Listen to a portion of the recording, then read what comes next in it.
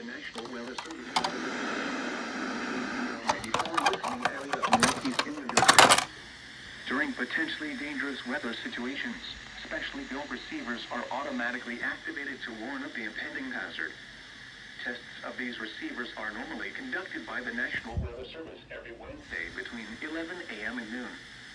When there is a threat of or existing severe weather in the area, Activated. the test will be postponed until the following day. This ends the test of the NOAA radio warning alarm.